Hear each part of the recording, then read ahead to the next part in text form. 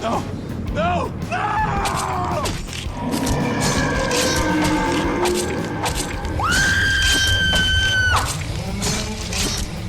Horror Pop Extravaganza.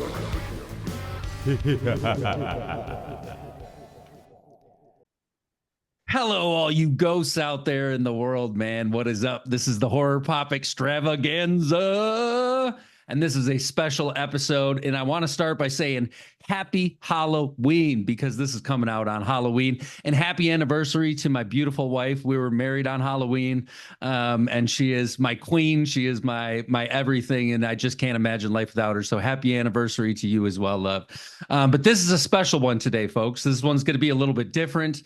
I am here with an extraordinarily special guest. So a good friend of mine connected me with another human being, and you know I'm all about connecting with other human beings, but when I can connect to one that's been connected to my favorite franchise of all time that I've been a fan of, in love with since my first VHS viewing of Halloween 4 was one of them. But the gentleman I have with here today, so I was so excited. He's like, hey, you want to talk to a Michael Myers? And I was like, holy shit, dude. Like, don't fuck with me, Richard. Please don't fuck with me. Like, this can't happen. Because as everyone listening knows, I'm a big convention guy. I'm always out at conventions, getting autographs and things like that, and trying my best to meet the people who I feel have left a mark on me and inspired my own creative journey. These are the storytellers who came along and, are part of bigger stories and told their stories. But these are individuals, and having the opportunity to sit down and connect with someone like this is it's pretty unreal. But I want to start, before I even mention my man's name, I want to read off some movie titles right here, because I was like, oh, this is Michael Myers. Then I started digging into IMDb and I was like, oh, this is so much of everything that I've ever. So here's just a couple. Okay, are you guys ready? Child's Play 2019, Cabin in the Woods, one of my favorite bangers of all time, Tron Legacy, which is it's phenomenal. Jennifer's Body, Watchmen, Tin Men. If you haven't seen the Tin Men or the Tin Man miniseries, it's phenomenal. Supernatural, Pathfinder, the X-Men, and we're talking the early X-Men when we first started giving cool Marvel stuff, X2, X-Men United, Dreamcatcher, House of the Dead, Bones, hanging out with my man Snoop. You know I love my hip-hop almost more than anything else. Freddy Got Fingered, which was such a joy to see on the list. Shanghai Noon, which if you're going to be doing stunt work next to anyone, you go next to Super Cop. You go next to the man himself where you can, the drunken master. You hook up with Jackie Chan, and that's like... And you know me as a film guy, and I promise I'll get to introducing him. People, we're getting there, but I feel like he deserves this.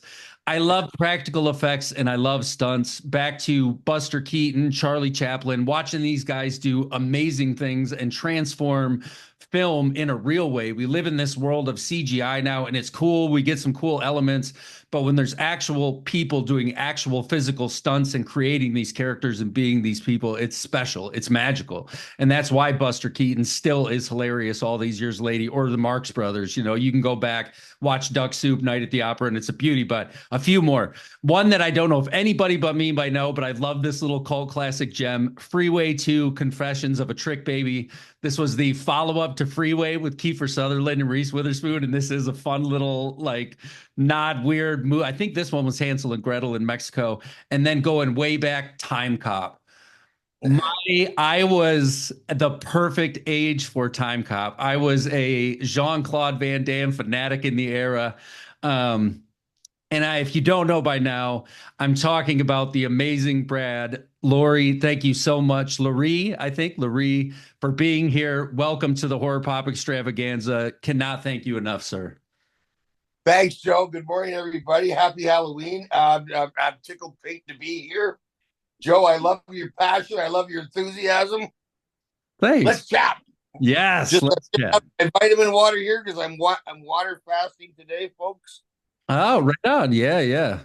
Because it's way past high time I lose some weight, so because I've been trying to eat and drink my boredom away during the my boredom and depression during the pandemic, and I gained, oh God, I must have put on 8 pounds at least, if not 100. Anyway, so what do you think, Joe? So I'm thinking I would really like to know, tell me if you can, in as many words as you would like to, the story of young Brad and maybe your relationship, not only your family a little bit, but then with cinema as well, kind of what that early introduction was. Well, I've been born and bred here in the lower mainland of Vancouver, BC, Canada. And Joe, I from a very young age had a hard time getting along with my father. And I think the reason I fell in love with the movies is for 2 hours I was in the dark and he was left alone. He wasn't picking on me. And but I remember coming out of the do you remember the Disney film Aristocats? Oh yes. Yes. I came out of there wanting to be a cat. That's how into the movies. And then when I was 6 years old, I was madly in love with Batman and Robin. But then this character, the sidekick Kato for the Green Hornet came along. I forgot all about Batman and Robin. All I wanted to be was Kato. And I remember begging for Christmas 1966 for the Black Beauty toy car because it had torpedoes that shot out the front and the thing that came out of the trunk. And then fast forward 7 years, when I was 13, I went and saw my first Bruce Lee film. I went and saw Fists of Fury, and that was it for me, man. I had found my cause, my purpose, and I begged my dad and somehow convinced him to let me join. We lived in this like one horse town, 30 minutes out of Vancouver, and it was the country, but there was a karate school there. Earl Hughes School of Eastern Self-Defense, it was called, and the instructor at the time was a 17-year-old green belt named Tony Morelli. This was June 1974, a month before my 14th birthday, and Tony went on to become a world champion kickboxer, what we called full contact karate back then, with the World Karate Association, and I had trained steady all through junior high, but then senior high, I fell in love with my son's mother, and she was more into rugby players, so I started playing rugby, kind of let it go. But then in 1980, I saw Tony win the kickboxing title at a show, sold out show here in Vancouver. Chuck Norris and Ken Norton, Superfoot Wallace, and Betty Urquidez were all there. Tony wins the title. I was like, "Oh, that's the karate I always want." Oh, hey, sorry. Yeah. Oh, there we go. Just had a sorry, Joe. Anyway,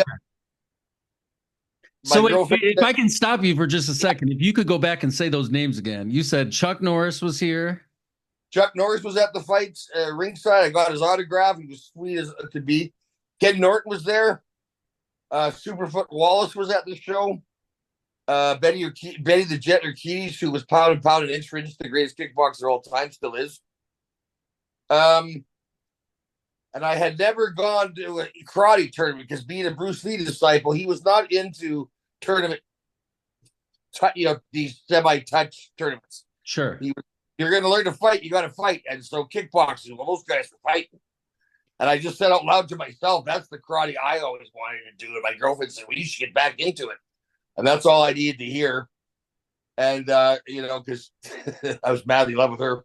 So anyway, I went back to the karate school and I laid out some guys one day. So one of the instructors decided he better put me in his place. But I'd grown up quite a bit and they forgot to tell me that there's no more kicks to the groin. So, anyway, I took the instructor out. And so Tony took me down the hallway. He said, look, you've really grown up to be quite the little tiger. And I'm wanting to. Anyway, he recruited me as a sparring partner. And this was the early 80s when the film industry was first coming to Vancouver. And he eventually started doing commercials because he was a world champion for, milk commercials and workman's compensation commercials. And then he started doing stand-in work on set. And then one day the stunt guys approached him and say, hey, we'd really like you to join our group. And so he became a member of Stunts Canada, which is the second oldest and second longest running stunt group in the world. So Tony would hire me from time to time when I was in my mid-20s. And but Joe, I so looked up to this guy. He was so on a pedestal to me. It never entered my brain that I might ever make a career of working as a stunt guy, because only the Stunts Canada and Tony Morelli's of the world do that. Well, then one day after work, this guy named Ken Kersinger says, hey, we're going for a beer. Why don't you come along? And sat down. And he said, "Listen, man, you should be doing this full time. So if you go get a headshot and a pager and a resume, I'll take you around and introduce you to everybody you need to know." And I did that as fast as humanly possible. And Sure. true to his word, we go out one night to this club. He introduces me to this guy named Charles Andre, who had this incredibly short haircut. And I said, "Wow, that's quite to do."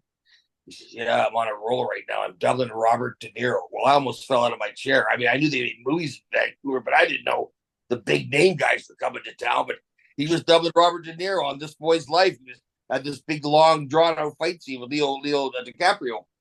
Anyway, after that, the next 3 years, he and I were, the three of us were inseparable. So Tony opened the door, but Ken Kersley was the one that kicked me through it. And so and Tony has since passed away. This April will be 10 years since he. You know what, Joe? He passed away 35 years to the day that he won the title. He won the title April 19th, 1980. He passed away April 19th, 2015. And I miss him every day. I got the karate school tattooed on my chest, and I got his picture in my bedroom, and I got it in the living room. So anyway, that's how I got into film, and that's how I got into stunts. I always wanted to be an actor,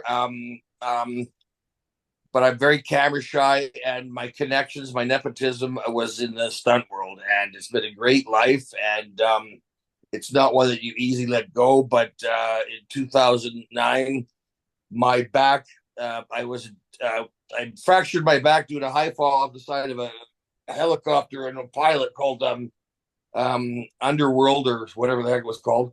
And then, Joe, I got into 2 motorcycle accidents away from work. So I've been on disability. And that's got to be a story that I'm sure is not uncommon amongst your community, amongst stunt people, because we hear about something's big in the news that might happen, you hear about a big case or something that happened on a set. But for the most part, stunt people like yourself, Brad, are putting your bodies through a lot.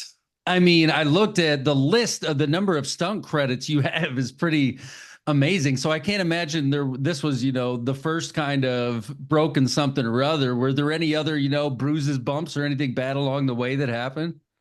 Oh, Joe, when I was new and green, I think I broke my shoulder. I certainly tore it up and didn't take any time off of work. And when I fractured my back, I didn't take any time off of work. I'm sure I fractured my neck a number of times. The only time I ever took time off of work is when I broke my right shoulder, because it was really, and that was about 2.5 months, 3 months I was off. Because when you're young and you're green, you don't want to get the reputation of being soft like a professional athlete. Sometimes you got to play hurt. Plus, it's a reflection on the stunt coordinator. If word gets around that you get hurt, it's a reflection on your coordinator. Sure. You're not supposed to, right? And but like I said, sometimes you got to play injured. And in answer to your suggestion, there's probably more than one stunt there's probably more than one stunt person. Hang on, Joe.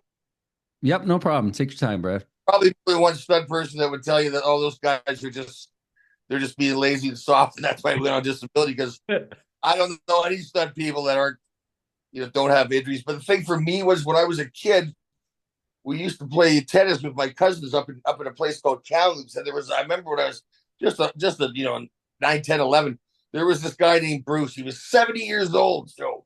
And he was playing tennis with the teenagers and keeping up with them. And I remember being so amazed, like, oh my gosh, if you look after yourself and live a healthy life, you can still have a life when you're 70 years old. You can still have fun. I couldn't believe it. 70 when I was 10 years old. You're supposed to be dead. Right. Right. Or at least in the old folks home, So I just thought, and the specialist, after looking at my MRI, he says, "Look, Brad, I was 49 or 50, and he was 62." And he said, "Brad, if you want to have any hope of being able to even walk when you're my age," he says, "you want to find something else to do." So I took his advice and went on disability, but sitting around, Joe, with not seeing my friends and not being part of the community anymore. I thought I could handle it, but I really got, I got massively depressed. and Sorry to ended hear up that. on for 4 years, and that ended up culminated in a suicide attempt that thank goodness didn't work. But yeah, I've been on the upswing since, and I'm back to work part time. I mean, if you ask me what I'm most proud of with my career, Joe, it's that where I was not necessarily welcomed with open arms by everybody. Whenever I've met young guys coming up, I've always encouraged them and and given them advice and told them to stay in touch. And well, I don't remember. You just something you do. It's not something you make note of. And now a lot of these young guys have grown up to be the stunt coordinators, and they remember Brad Loree was a fairly good guy. And so I get what we call gravy days every once in a while, where you're a passenger or you're sitting on the floor or you have to faint. But the days of throwing both feet in the air, doing a Home Alone onto my back, Right. for 17 takes, those days are over. Sure.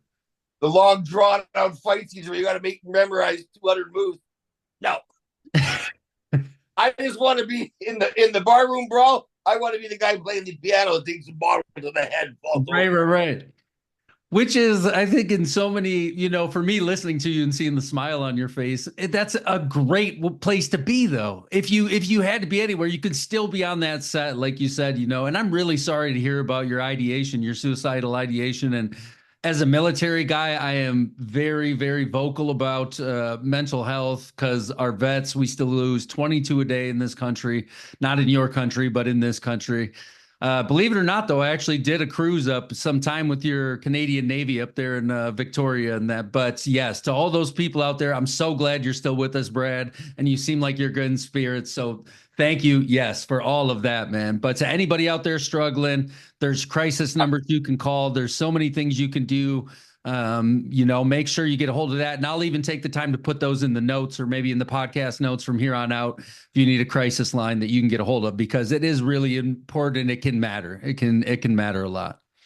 Joe, God bless you, and make sure you do that, kid, because I swear they're putting something in the water. And Joe, I have for a long time. Well, actually, my AA sponsor, his very, very good friend's been a career Canadian military guy, and he told my buddy Johnny that the Canadian military is subsidized by the U.S. military 100%. Yeah, because we are in a sense Uncle Sam's northern flank and the Mexican are the southern flank. So I recognize that one of the reasons I have such the quality and standard of living that I do and the quality of life is because of the American military. So just so you know, Joe, I have not, since I started doing conventions 20 years ago, I refuse to take money from anybody that past or present in the military.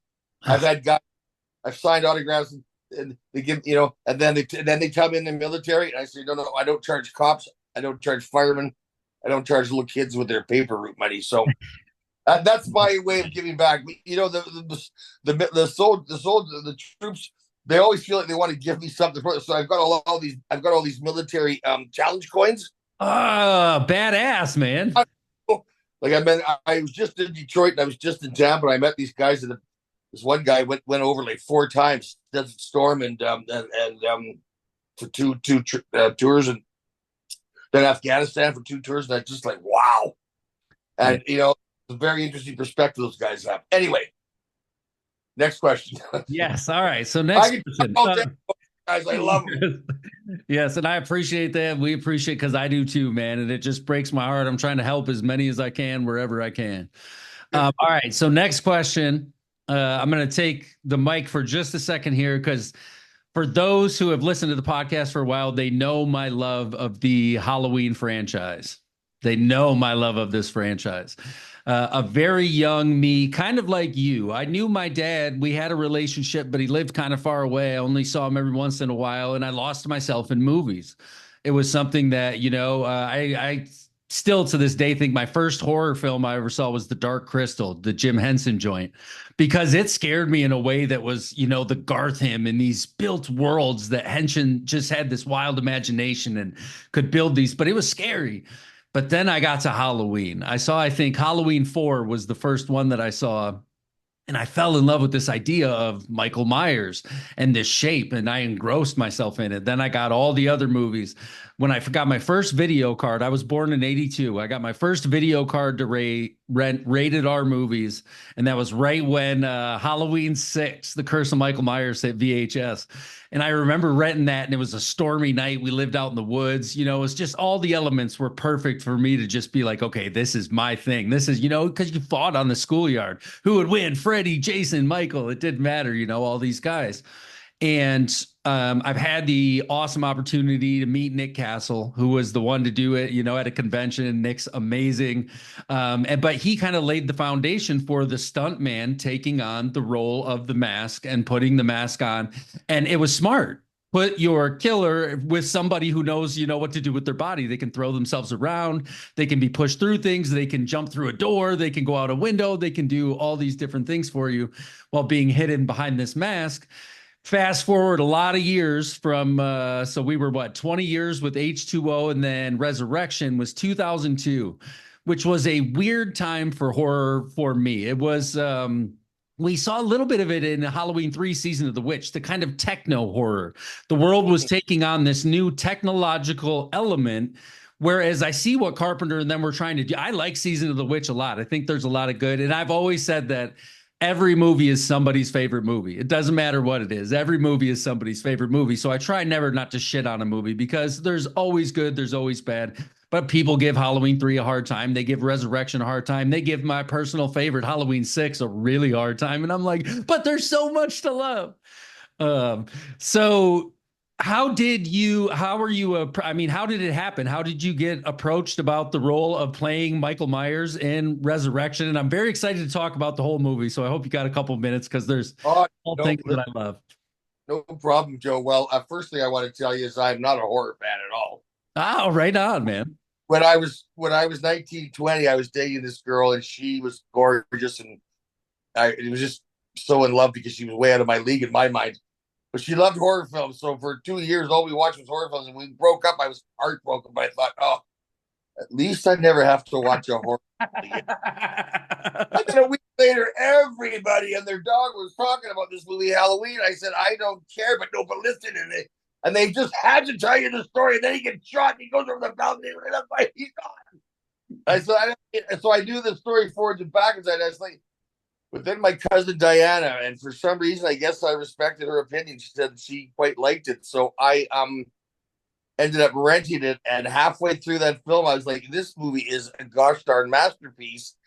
It's classic compared to any genre because it's not overly bloody and it's not gory and violent, but it's super suspenseful. Like the guy's just so creepy. I remember them Hitchcockian. Peeled somebody's face off, kind of like the Hannibal Lecter thing. I put the face over. And you know, just the way he just keeps coming, you know, he just got that purposeful and methodical gait. And so I went and saw the second one when it came out, and I just thought, wow, this is like the best sequel I've ever seen to a movie. So there I am with my soda and my popcorn and my liquors, waiting and watching the third one in the theater, and waiting. And the guy never shows up. Well, that really pissed me off. So I never went back. I'm really impressed that you like number 6 because that's the one with Paul Rudd, is it not? Yeah, but and they had the 2 different cuts. It was the last appearance of Donald Pleasance, like he had passed away right at the end of filming. And you know, you talk about the original. They brought that. I think it was Donald Pleasance who brought that gravitas to it. There was something bigger. You know, and I think they tried to replicate that with Betsy Palmer and a couple years later in Friday the 13th. But Halloween, it reminded me so much. My top 3 films of all time include Psycho is up there in the top 3. It's a Wonderful Life is up there in the top 3. But Hitchcock level tension and things like that I've always enjoyed. And Halloween has that. And today's audience, I think, struggles with that original Halloween because the pacing is slower. But it's like, no, you have to get involved. You have to be invested. And the tension is what makes these moments when you get that score comes in like, dum, Don't and he's sitting. It's like you said, to me, it's a masterpiece. It really is. And Deborah and John, they've said many times, they're like, oh, we were just trying to make a good movie, doing a thing that no one knew that this was going to lay the foundation for a decade of slasher ripoffs and direct to video. That we got some cool shit in direct to video era, but this was really kind of foundational. Yeah, you think of like Chopping Mall or Street Trash. Well, you're not a horror guy, so I guess you wouldn't be super into those. But then Michael Myers' character would be, the boogeyman for a long time. And I like, to your point, going back and watching the old TV spots and stuff. I, wasn't around to experience Halloween mania, but it truly was the little movie that nobody knew was going to make an extraordinary amount of money. Well, I just wanted to give you that background because it kind of lends itself to this. Anyway, I was working 1990, I guess it was 2000. I was doubling the lead on this low budget kids show for Fox called Los Luchadors. These guys were Mexican wrestlers by day and crime fighters by night. And my coordinator, Jacob Rupp, he was there for the first 8 episodes of the first season. But then he went off to do a feature. But before he left, he convinced production to let me not only be the stunt double, but the stunt coordinator. So now I'm collecting 2 checks. So every Friday, I go up to the accountant and got this, every week, this huge paycheck. And so we did the last 5 episodes, and then we broke for hiatus. But it was we were all very positive that we were doing a second season, and so we're all excited about. But between seasons, you go out as a professional courtesy, and if you get interviewed, well. Brian Knight was one of the first ADs that we worked with on the show, and Joe, he went off to interview with the Halloween people, and I guess during his interview, they mentioned that they didn't know who they were going to use for Michael Myers because he'd come to Canada, they didn't know anybody up here, and the stunt coordinator, Donna Keegan, back in the day, they always matched the Canadian stunt coordinator with the American because the American's not familiar with the talent in the area, so they said they didn't know who they were going to use for their stunt coordinator. Well, Brian says, well, you got to talk to Brad Loree. Just finished working with the guy. He's coordinating now. He's a heck of a guy, great stunt guy, blah, blah, blah. So I'm driving in my car one day, Joe, and I get a phone call from this lady named Tracy Long. And I'm driving, so I'm only half paying attention to the conversation. I didn't really care because I knew I was going back to work on Los Luchadors. But she said, Brad, how tall are you? I said, I'm 6'2.5". Oh, perfect. Can you come in tomorrow to meet the executives? And I went, yeah. Okay, I kind of, and in the conversation, Joe, I hadn't seen the movie in 18 years, so I forgot that the guy's name was Michael Myers or Mike Myers. I thought they were looking for a stunt double for Austin Powers, the guy Mike Myers from Toronto. That's what I thought. I thought, boy, his career has gone. Anyway, I go in the next day, and everybody's there. It was almost like hiring Michael Myers was an afterthought. Oh yeah, we better get someone to transport the mask. So, I talked to Rick, the director, Rosenthal, and he gets me to do the walk 3 or 4 times and gives me little tweaks. And he turned to the producer, Paul Freeman, and says, yeah, you should be fine.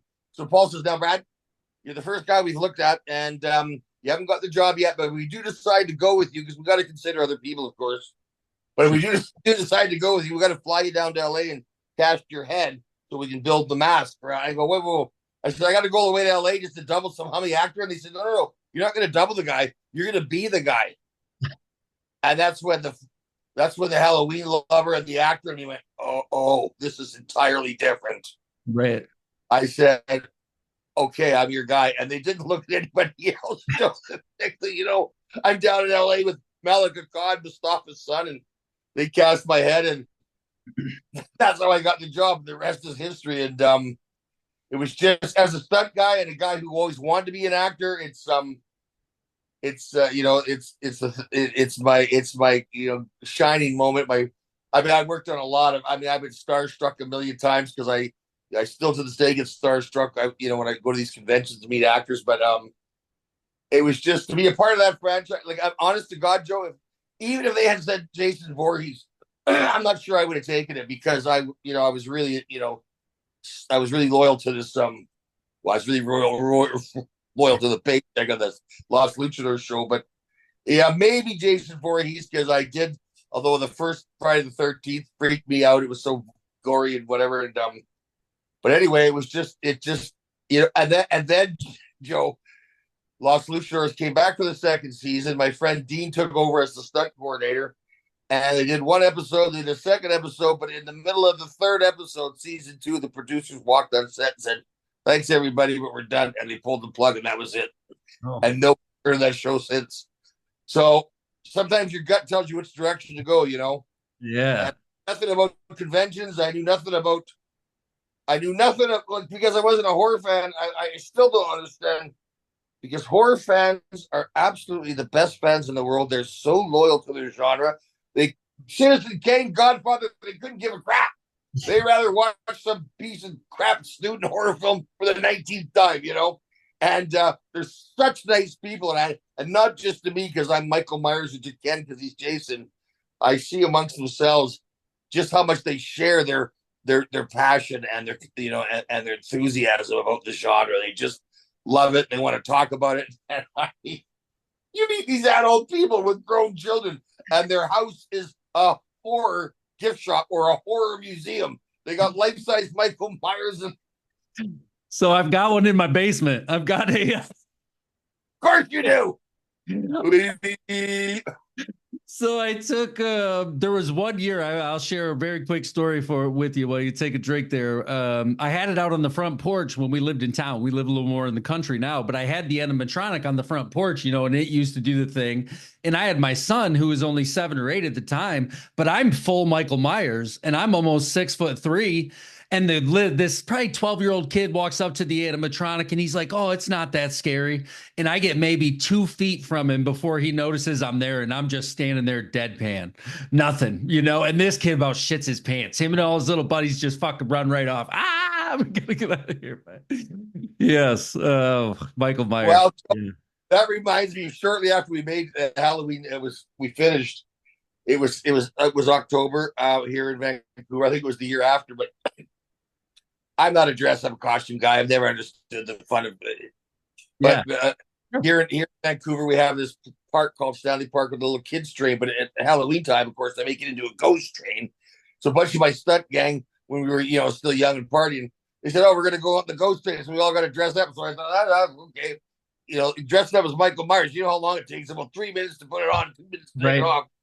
And so I'm standing in line there with my overalls and my mask and whatnot.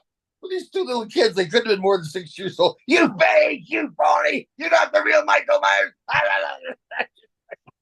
I tried to explain to them, I just did the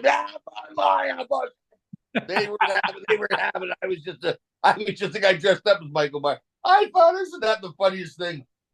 That's kind of amazing. It is. And I got to tell you, Joe, I meant to wear it this morning, but I just woke up because my clock. I just was in Florida, so my clock. Anyway, I just recently got a bunch of T-shirts made up that say "I heart horror fans," because I'm not the big horror film fan, but I love the horror fans.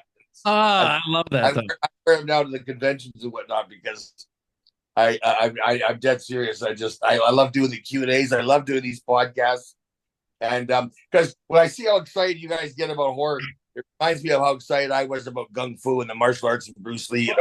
That's kind of what I wanted to talk to you a little bit about as well, and then we'll get right back to Halloween. But I am a huge Shaw Brothers, Golden Harvest, all of your high wire, the 5 Deadly Venoms, the Boxer from Shanghai is one of the fucking best movies ever made. 5 Fingers of Death. The 5 Fingers of Death is so good. And then of course I'm a big Wu-Tang fan. I actually have the Wu-Tang W tattooed on the hand with some bees on it. But yeah, all of the Bruce Lee stuff though. The first time I saw, you mentioned Fist of Fury. For me, it was Enter the Dragon was the first one. But then when I saw Fist of Fury the first time, and the Legend of Chen Zhen, and then you see Donnie Yen do it, and then you see, Jet Li does it, and these other guys, but you go to the big boss, he's fighting fucking Kareem Abdul-Jabbar, and it's the coolest giant footprint kicked right into his chest. Yeah. So good. But yeah, and I think the horror, there's certain genres I think that kind of, horror and comedy and the martial arts genre, specifically that era of the Shaw Studios where they just had this cool backlot and were just grinding these movies out. It kind of sucks that they didn't pay very well and there was a lot of history there. But They all share these similar like set up expectations and then really subvert them in a crazy way. And that's what horror does well, and I think comedy does well, but good kung fu flicks, no matter what, are just, especially Bruce Lee. I've seen all of them, read the books, all the philosophy. I love the philosophy of being like water. The idea of Jeet Kune Do and the only way is no way. Like as soon as you have a way, now you made a box. It's beautiful, man. It's a beautiful thing. So I just want to celebrate that a little bit. When I fell in love with that guy, and then I found out that he used to live in Seattle, I couldn't believe it because my family, growing up in Vancouver, everybody's got a history with Seattle. We used to do soccer stadiums. My brother went to university. But in 1975, I went to Seattle with my friend's family, and we went to Lakeview Cemetery, and we ran all around Lakeview Cemetery trying to find Bruce Lee's grave. And I finally gave up and was heading back to the car when my friend yells, "Here it is!" And we ran and took our pictures with it. Well, that night when we went back to the motel, I had just read The Legend of Bruce Lee by Alex Van Block, the first Bruce Lee book to come out. And I thought to myself, I wonder if Taki Kimura is still in the phone book. And so I looked up to Kira Kimura. This is Bruce Lee's best friend, according to the book. Yeah. And I phoned up Joe. I had a 10-minute conversation with him. He was going through a divorce at the time and wasn't well health-wise. But he took the time to talk to me. He was super sweet. And I'm sitting there talking to Bruce Lee's best friend, and he told me some stories, and I just thought that was just and then we went to Ruby Chow's restaurant, and my dad took pictures of my brother and I on the door. I don't know if you've ever seen the picture of Bruce Lee in a suit and tie, black and white pictures on the door steps of Ruby Chow's restaurant. But we took pictures just like that, and anyway, yeah, and Bruce Lee I used to pray to the guy. Like he was my God when I was 15 years old, man. And all I did all this junior high, I come home from school and I trained. That's all I did. Bedtime, go to bed now, and do another half-hour training. Right. But he's inspired so many. He has inspired, I think, so many, and will continue to, because man, he just hit on every level. Yeah. And his kid the same way. I was a teenager when Brandon died, and I got hit hard by that one during The Crow. And that was kind of, the same thing that I was like, what the, and the same tragedy to befall a family like that is tough, but it's a testament to one of my core beliefs. It's, not how much time we have, but what we do with the time that matters. It really does in a lot of ways. Joe, have you seen the interview with Bruce Lee and the Canadian journalist Pierre Burton? It's what I share it with people all the time. I'm like, because when he asks him, do you want to be known as a Chinese or an American superstar? And he says, I want to be known as human being. I'm just like, that's everything. Yeah. That whole interview. Oh, so good. Bruce Lee just being Bruce Lee. And you see how progressive the guy was. And just how, oh man, that guy was just a really solid human being. Yeah. All right, you ready to jump back to some Michael Myers? Maybe yes. I'll sit here and talk to you about Bruce. No, I know, Joe. I love it. I love it so much. Let's get. This is going to be longer than 5 minutes, so you might have to edit. But anyway, kid. No, that's okay. I won't be cutting nothing out. All right, so we've got. You get the job while you're driving, don't realize what's happening, get to casting, and then holy shit, I'm playing an iconic slasher. I'm playing a big one of the big three. 4, I say 4. I count Leatherface in there, but you're like, I'm playing one of the big ones. Where does your mind start to go from here? Do you start to revisit the old movies at all to look at, how do you get to this place of, okay, I'm going to be the Shape. I'm going to be Michael Myers. Everything to me was 2 things. Near the end of Halloween, the first Halloween, when Laurie Strode is in the house with the kids, and there's a long shot of Michael walking from the house across the street towards him. I think it's the longest shot of him just walking in the whole movie. And I remember how creepy it looked. It was like, here comes death. It's like the Grim Reaper coming across the street. And I watched all the Halloweens. I fast forwarded through I just wanted to watch the other guys' performances, and I watched them all. And then I came back. I watched Dick Warlock a couple of times, but I really focused on Dick Castle. And I watched Halloween, the first Halloween, over and over. Just fast forward just watching all of his, just everything. And I wanted to copy and ape that as closely as possible. And the second thing was, and I've been credited for this by Dick Warlock and some other people, but Joe, when we had medium shots or close-up shots, I wanted what I did was I crossed my eyes slightly because I wanted the focus to be taken out of him. I wanted his eyes to look like the soulless dead eyes of a shark, because sharks swim and kill, Michael walks and kill, and Dick Warlock said Dick Warlock has actually said in public that he thinks I was the best Michael Myers because of what I did with my eyes. I didn't think it was going to be that obvious, and but to me, it's a great honor that he said that. But Nick Castle is Michael Myers. We all know that, but that was the two things. If I can, just for a second though, I was, rewatching this. I rewatched it a couple times leading up to you and I having this conversation because I wanted to, and I know this movie. I had it on VHS. I had it on DVD. I've seen it enough to where you could be like, hey, what's the story? I could tell you from Michael's birth probably till whatever. But in this one, there's a scene near the end where it was the eyes. And I wanted to bring that up because I was like, holy shit, that is intense. And it's, I think, either you and Busta Rhymes looking at each other close, or it's you and I can't remember her name, forgive me, our final girl, when she's got like the chainsaw or something. It's right before the electrocution and all that stuff. But you give this stare that is a nightmare. It's haunting. It's got something off. And that's what is this my favorite Halloween movie? No, but is there so much that I love about each and every Halloween movie? Because anything's anybody's favorite.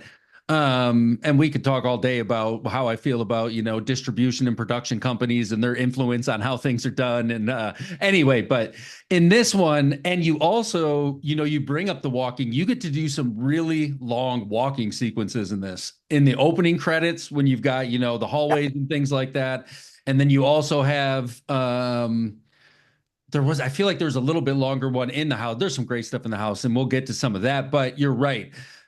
I feel like this was the end of this is the 8th movie in a franchise, and people are like, oh, why take the time? And I'm like, no, really take the time, because there's good shit to be found everywhere. Like I said, every movie is somebody's favorite movie, but I can almost always find something. My one buddy on my old podcast used to say almost like it was a fault of mine. He's like, come on, you can't just say it's bad. I'm like, no, because, the lighting was good. The sets were fucking awesome. There's so much cool that can be had. And you talk about 3 of my favorite things: hip hop, Michael Myers, and kung fu flicks being brought all into one thing, and specifically East Coast hip hop. And you've got Busta Rhymes, you got Tyra Banks, I think, it was big. LL Cool J and H2O, they were like, hey, this is a cool thing. Personally, I've been a Busta Rhymes fan since I was a child, like a teenager. And so I love seeing him show up. And the fact that he even calls out the fucking whatcha, I'm like, all right, do it. If you're going to do it, do it. You know what I mean? Like, have fun with it. We can have so many different iterations of a character that you don't have to say, well, maybe here's where I'm trying to go with this. This doesn't have to be compared to anything else. No movie has to be compared to anything else in the franchise and stuff like that. And when you look at things as an independent standing, and I even say that when I go back and watch stuff like Monster Squad, I'm like, I'm watching this with my 10-year-old eyes. You have to watch it through the lens of the zeitgeist at the same time. You have to say, okay, what else was going on in 2002? What else was going on in the mid 90s? What else is going on? What were we trying to say? I wrote a paper actually in my undergrad about Night of the Living Dead and the relationship between horror movies and war. And there's a really good correlation there. But what are we going through that this is the escapism we're looking for? And technology was scary at the time. We were just post, what was that shit called? Y2K or some shit where the whole world was going to fucking go dark all at once. So we're still scared of technology. So now we're using the technology. But I think one area where Resurrection shines is it truly doesn't fully break the fourth wall, but puts you in the position of watching yourself as an observer while they are watching Michael Myers on the screen through the cameras of this new kind of reality TV world that we're trying to navigate and live in. So when you view it that way, it like makes sense. And it's like, yes, this would be a product. Oh, hi, kitty. I love cats. But this would be kind of a product of that time. But yeah, so your stare is fantastic. I would encourage people go back and watch it just for that little bit. Like you said, even if you're only And I'll be very honest with you. Your parts of the movie are my favorite parts of this movie. It's your performances and Busta Rhymes. I love him being funny as shit. Like I like him in the hotel room smoking a cigarette. Look, Sean Lee kicking everybody's ass with a cigarette in his mouth. It's a great line. Watching Sonny Chiba. Right. I know. I like me some Sonny Chiba too. But so you've got the stare down. You've got your walk looks good. Like I said, this, and you get to kill Laurie Strode. You're the yeah. That's got to be. How did that? Kiss and kill Laurie Strode, or she kisses me, but I got to kiss Laurie Strode and kill. Yeah. Okay, get your bum out of the camera. Come on. It very much, is reminiscent of the Frankenstein monster in The Bride. It's like this, or Van Helsing and Dracula. It has to come together. But it's this realization that, hey, it's Batman and the Joker, man. We are the antithesis of one another. And you've got Michael and Laurie. So how did you prepare? What was going through your mind leading up to, filming that stuff? Well, I just, I was trying my best not to be starstruck. I was so grateful to be in The Mask because I am that camera shy that I could never have done that part if I wasn't wearing the mask, I swear. And I've been if you're a red-blooded heterosexual male, at some point you had a crush on Jamie Lee Curtis. My Jamie Lee Curtis era was when she did the John Travolta movie Perfect, where she was the aerobics instructor. I had her poster and pictures and blah, blah, blah. But she was just so sweet to my girlfriend and I. Kind of took on a big sister role with us, but Donna Keegan, her stunt double, when I can't remember how it came up, but Donna said there's no way that James going to shoot the scene the way it's written, where she kisses Michael and says that corny line, "See you in hell." Yeah. So, but the day that we were going to shoot that scene, my girlfriend needed the truck, so she came to work with me. And as I'm unloading my bags for her to take the truck away, Jamie comes running up and says, "Are you ready to shoot our scene today? I think this is how we should do it." She grabs me, she dips me, and lays a big kiss on me right in front of my girlfriend, who was psycho. And I had to answer that when I got home. Boy, holy cow! I mean, for like a week she was put off. But Jamie great. Fucking awesome, dude. That is fucking awesome. There for 3.5 days, and she bought everybody a crew gift. And when they wrapped her, because she said, "I gotta go, I'm gonna miss my plane." And as soon as they wrapped her, she ran over, gave me a big hug, and give me a kiss on the cheek, and then she was gone. And I saw her at the Indianapolis convention, and reunited with her for just a couple of minutes, got a chat with her, and no, it was a great experience getting to work with her. But I got along with everybody. I mean, I didn't have a lot of interaction with Busta Rhymes, but I'll tell you what about him. He gives the best bear hugs, because he gives me genuine big hugs in the makeup trailer every morning. And when we rehearsed for the scene where he's following me as Michael Myers and he starts chewing me out, or I was following him. And I just could not finish that scene because it made me laugh so hard. I was going to bring that up specifically. I'm like, how did you keep, because he's talking through the mask. Oh, what are you doing here, Charlie? Get your ass out the back door. Yeah. It's so good. And I'm like, I don't know how Brad is keeping his cool underneath that mask, because it would be so hard to not sit there and laugh when that's going on. And yet again, we see a cryptic reaction from Michael Myers. Like, why didn't he kill the guy in the nut house as opposed to just handing him the knife? Yeah. Why didn't he kill Buster right then and there? It was like...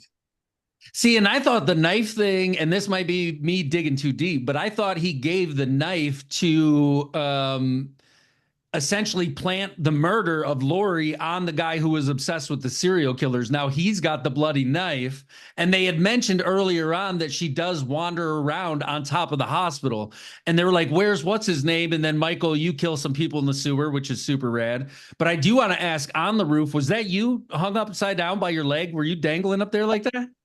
Joe, the only scene in that movie that wasn't me was the very ending when she opens the body bag and his eyes pop open. That was an ending they shot in New York because the ending that we shot in Vancouver did not test well with the test audience. We shot a scene where a crime scene investigator pulls the manhole cover away, and then from underneath you see his hand come up to grab her, and then stops. The action stops. There's a big loud scream, and I thought it was a great ending, as opposed to that wheeling him into the thing. I mean, who did not see that coming? But I guess horror fans like that. They like that. They like to be able to see it coming, and I just thought it was kind of cliche, but it still worked. Right. But we've seen that, surprise ending so many times. Anyway, but yeah, that was me hanging up. Donna Keegan was very good. She said, we can't leave Brad upside down for more than a minute at a time because he'll burst blood vessels in his eyes. But we never came close. She had me coming down all the time. And it was the hardest part of that scene was I kept spinning, rotating. I stayed away from Loree when she was trying to talk to me. And then when it came to, I didn't think me trying to get my mask off to prove that I didn't think I did a very good job of that. But I don't think that was the focus of the scene. It was her trying to prove that it wasn't the one Michael. So anyway. Right after the last one, which, I mean, you had already burst through a door, though. I mean, walked, straight through a door. So you think she would know, but horror fans, you said we suspend disbelief more than any other fans probably in existence. So you guys are in British Columbia for all the principal shooting, and you said the only thing they shot was in New York was that second ending. Well, we shot for 5 weeks in Vancouver, and then we did a week, and then 9/11 happened, and then we did a week of reshoots after that. And then I guess they retested this ending, and they didn't like it. And so I think we shot 2 endings in Vancouver, and then they ended up shooting some pickup shots of the aftermath, with the ambulances, the fire trucks, and all that. And Bianca and Busta, and they shot the ending in New York too. So, yeah, 99% of it was shot in Vancouver. And what are some? Do you have any I know you shared, Busta Rhymes hugs being the best. I love the idea of a good hug. I just want to make some shirts that just say free hugs if you want one. It's got to say if you want one, but I'm a belief we need to hug each other more, man. As human beings, we need it. Making us, we're getting further and further away from a human touch, a human contact. And I'll tell you, when I was 20 years old going to university, I'll just tell you real quick. In my psych text, it told a story in there about these two test groups of chimpanzees. They had one group in cages. Everybody had their own cage. They had all the food. Their cages were cleaned every day. But see, I can't remember how many there was in each group, but the one group, they were able to reach through the cage and hold hands. The other group, they could not. And the group that couldn't reach each other, every single one of those chimpanzees died before the other group. They died prematurely, and they died, and every single one of them died before anybody in the other group, because they couldn't have the touch of their own species. So I think it's always struck me as how important it is to have human contact. And apparently, rival. What did you, if you don't mind me asking, what were you in university for again? Oh, I was sleeping through university because my dad was forcing me to go to school, Joe. My dad wanted 2 things for his sons. He wanted my brother and I to be sober and educated, but I hated his guts, so I became a drunken idiot. My brother went and everything.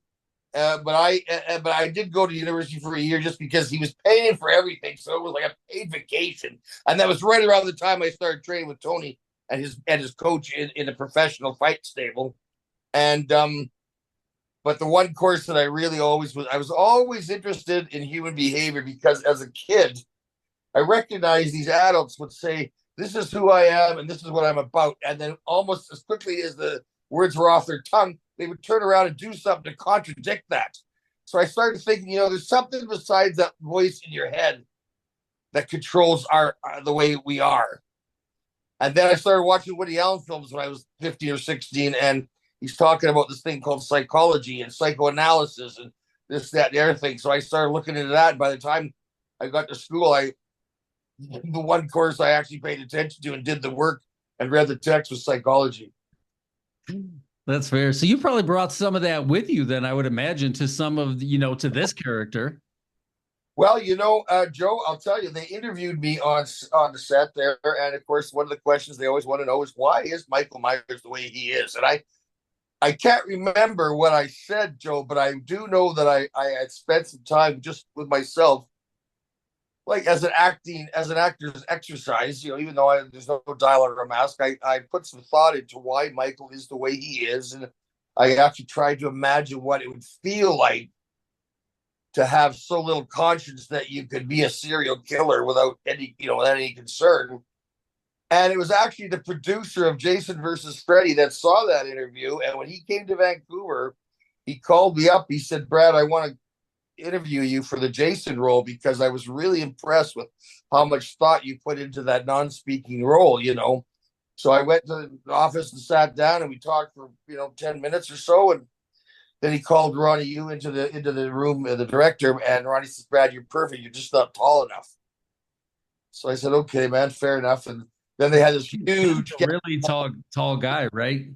Yeah, well, too, but they had interviewed Kenny, and I was praying for Kenny because he's the guy that got me in the business.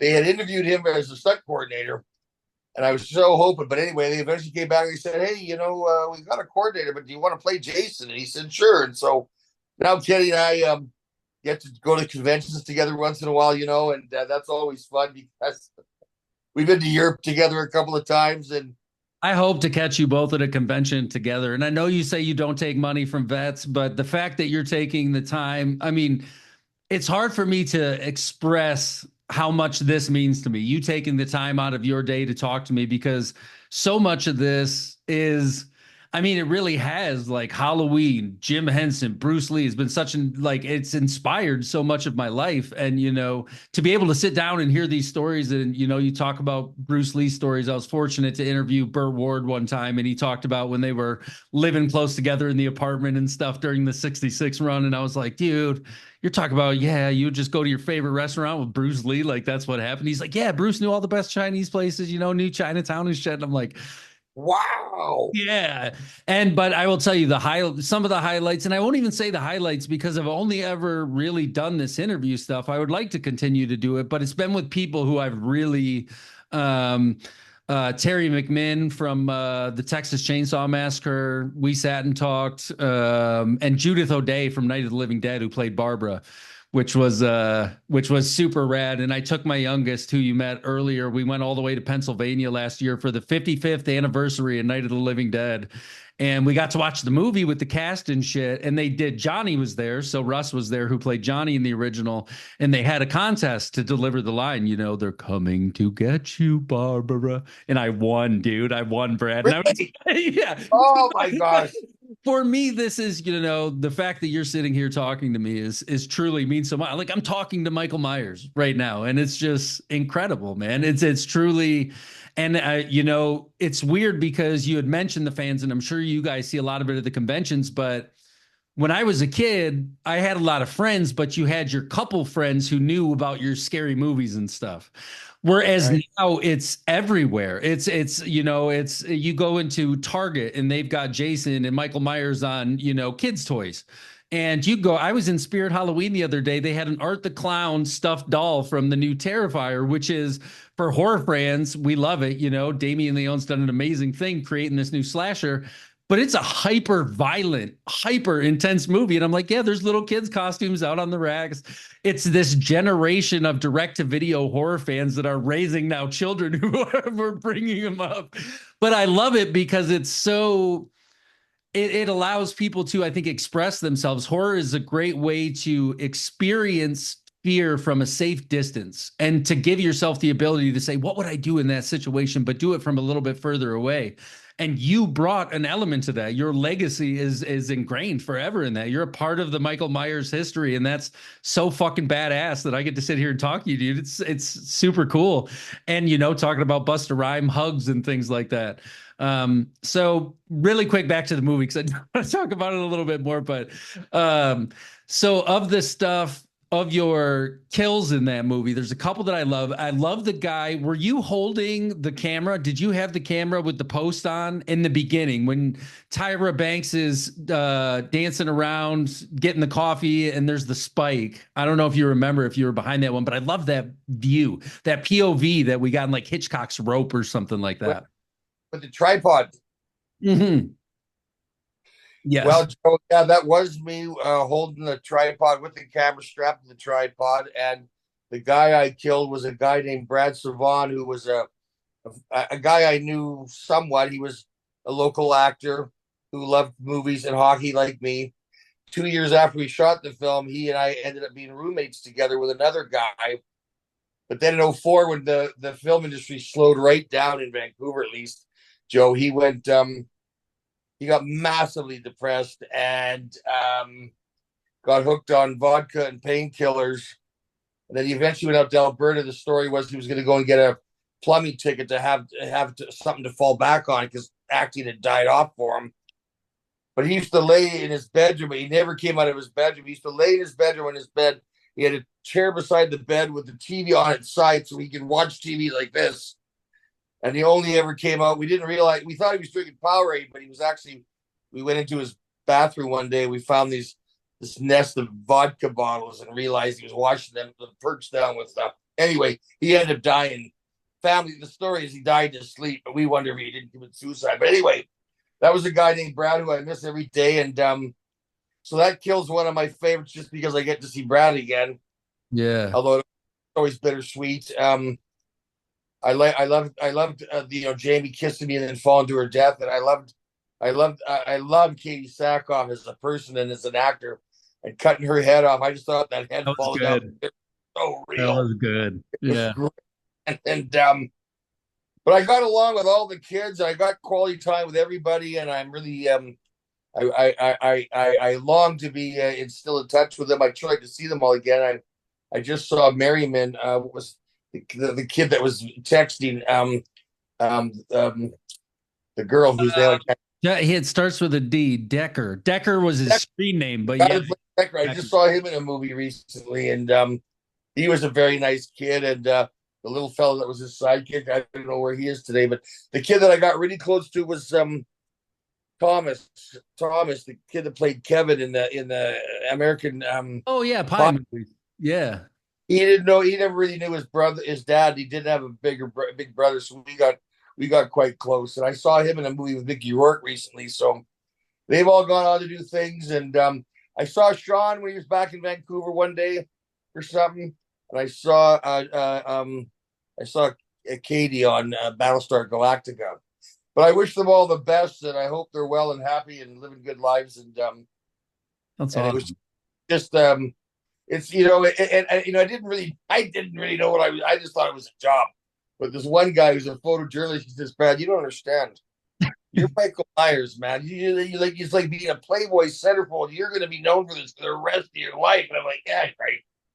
But it's true, and here it is 22, 23 years later, and I get to travel the States, going to Germany again next year. This is going to be my 8th or 9th trip to Europe on the convention dime, and the thing about the conventions is I make new friends every time I go, I mean, the guy that turned us on, he calls me, he says, "Brad, I got a really big favor to ask you." I'm like, okay, it's going to want a kidney or something. He says, my friend's podcast. I said, fuck.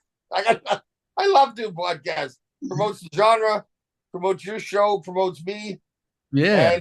And make a new friend, so. Absolutely, man. Absolutely. Yeah. And meeting. And if I can, again, really quick, I do want to stop. We had talked about, because this podcast is a bit about mindfulness as well. I am someone, I didn't share this with you up until this point. It's been about 5.5 years since I quit drinking. And when I was trying to drink through some depression, and it was, I was a 5th and a half of whiskey a night kind of drinking. Like, I was drinking. I tell people, they're like, "Why don't you drink anymore?" I was like, because I did it so fucking good that my body was going to kill itself if I didn't stop doing it. But anybody out there listening, I'm look right into the camera. If you're struggling with alcohol, there's resources out there. Go find those as well, because sadly, in our country, in a lot of countries, it's looked at as like hyper acceptable and just what to do, if you have problems and things like that. But it can get ugly really fast. I know all about it. I could tell stories of a drunken sailor for many, many years. But right now, just if you know anybody or you yourself if you see somebody in one of them situations, because to Brad's point, it's been a funky couple of years, man. I mean, since COVID, it's been crazy. People are still everything. When I was in the hospital, when I got my MS diagnosis, I was talking to the nurses, and you can see the PTSD in them. They were, called upon to work these crazy hours and stuff. And a lot of times we turn to booze, but that can turn ugly kind of quick. So if you know somebody, you can help out, or if you yourself need help, even if you email this podcast, I will point you in the direction of whatever resources you might need. But thank you for sharing the story of your friend, man. I really appreciate that, because it's stuff we don't talk about enough, and we're all experiencing it collectively, but not talking about it. And it's like you said, the human touch, we need that human touch, but at the same time, we need connection, just real connection. And I think horror fans, to your point, they connect. You can see someone in a horror shirt walking down the street and be like, oh, hey, best friend, and just start chatting it up if you got the same kind of shirt on. We're both Michael Myers people, and you go to the conventions and people think, oh, the conventions, it's where all the weird people go. It is one of the most loving, positive ever. It's absolutely, it's unbelievable how empowering and just enlightening and wholesome they really are. It's just a wholesome. Everybody's got their little kids. You see old people all the way down to babies. I took Annabelle when she was a baby to meet David Tennant. My wife's favorite Doctor Who is David Tennant. We went to Detroit. I paid however much money I had to pay, but she was just a baby in the picture, and Nev Campbell was there at the time. So I went and met Nev. So she's in the picture with Nev, with the Scream mask and stuff. And it's so yeah, the conventions. And I would like to hear, do you got any more plans, like stateside, anywhere people can come and check you out in the near future? I know you said Germany's coming up. I'm going to Miami next weekend, and then 2 weeks after that, I'm in North Carolina at a haunted house, I think it is. And then in November, I'm supposed to be in Phoenix for the opening of a comic. My buddy's moving his comic book store from St. Louis to Phoenix. And then next year I'm in a bunch of places. And right on. I just want to say, Joe, again, just to close that story. Yeah. If people are out there fighting addiction and depression, because they go hand in hand, reach out, because you're not alone. And if you want to look at, I just want to say real quickly, the AA is not a cult, and it's not a church. People, I was afraid of AA because of all the God stuff, but it's just a very spiritual program. It's not a Christian program, and it's not a cult. And there are people out there, just don't be afraid to reach out, because it just crushes me when I think that when people, we had a little girl commit suicide years ago after the girl who got killed on Deadpool.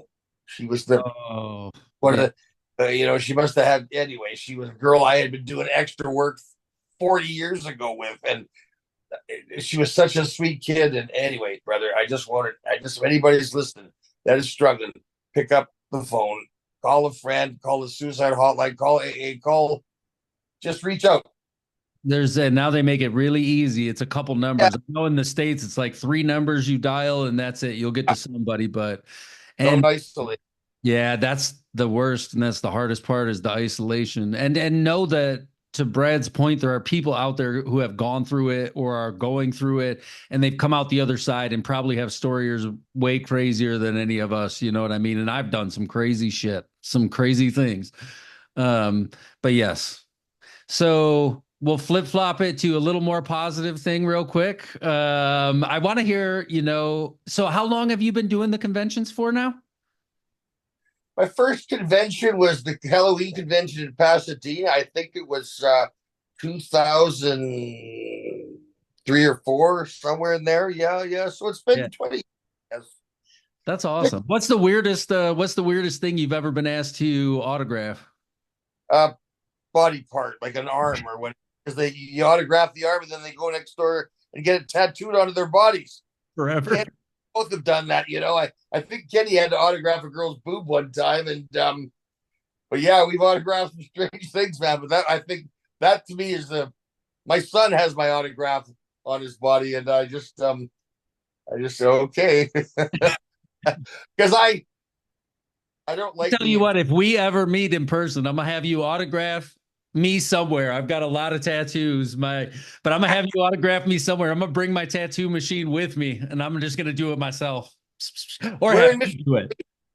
So right now I'm in Midland. which is kind of middle of the state, about 2 hours from Detroit. I've got family down in that kind of Thumb area, Port Huron area, but I grew up going to Canada. I was 15 minutes from my house to get over the border. So as soon as we turned 19, we'd be in Ontario. We'd be right over there, or Sarnia. We'd be right over in Sarnia at the bars, yelling hockey with people. We'd be arguing about the Red Wings and the Maple Leafs and shit.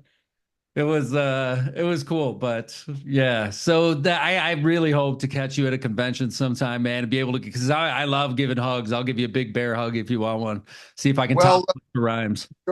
Joe, the show in Detroit did not go well, and the promoter is a really good friend of mine now, and he's going to have me back either at his store or his show in a year or two. So we'll meet up, buddy. Don't you worry about that. Yes, absolutely. Well, man, Brad, thank you. Thank you so much. I want to, I'm going to leave us with one thing because I always do a transition. I'm like, okay, we talked about the macabre. Let's transition to a little bit of the mindful. And there's this quote from Sadhguru. He's a Indian cat, a yogi, and he does all kinds of, wrote some good books I've read and stuff, but I love the way he thinks and sees the world. But this right here, if we want stability in our family, society, nation, and the world, we need to create stability in individual human beings. And I think about that all the time, in that we can't give to someone else what we don't have. If we don't have contentment, we can't create an environment of, sometimes when I left the hospital, so I went to the hospital for my mental health, and please don't anybody think that's a bad thing either. If you need to go a little bit, you go a little bit. I went for 3 days, got my meds sorted out. This has been 3-4 years now, but went there, but came out really looking into, there's got to be something, deeper. Any wisdom literature I could find. I was burying myself in the Stoics and the Eastern thinking and Western thinking and everything. But all of them kind of say the same thing of, you can't love unless you have love to give. And we have these two gardens within us. I see we can kind of water peace and contentment, or we can water hostility and anger. And right now our world seems very chaotic, and we're more connected than we've ever been, but we seem more separate than we've ever been. And I think it's just important, you don't have to change the world. You just be kind to yourself. If you can turn it around and say the way you want to be compassionate towards everybody else, turn that towards you for a minute, and then you can give that shit away in abundance. It's just like, keep showing up. The more you give, the more it continues to show up. But yeah, don't try to solve the stability. If you're looking at external sources and saying they are the problem, nothing's really going to change. We need to have some internal change going on. So thank you for letting me share that. Do you have anything you wanted to add to that? Be the change you want to see in the world. I love that quote. And you can't change the external world. You can only change the world in you. So be love, emit love, and you will receive love. I just want to take a second and say thank you so much to Brad for being here. Michael fucking Myers, everybody. Not only for being a part of our shared history, our collected history, and these conventions, you'll continue to see it and see it and see it. Probably it's just going to continue to grow, I hope, now that it's okay to be a big horror fan. But you laid one of the foundational bricks in the house that is Myers. You know what I mean? You're one of the corner posts, bro. You are Michael fucking Myers. And for you to be here and take the time out to talk to me means more than you'll ever know. So thank you again. And we'll be looking for you out on the streets, brother. Joe, the pleasure was all mine. God bless, and God bless America. And I hope you guys are going to be all right. Thanks, Keep man. your heads down, your sandbags up, and love one another. Love yourself. All right. No! No! No!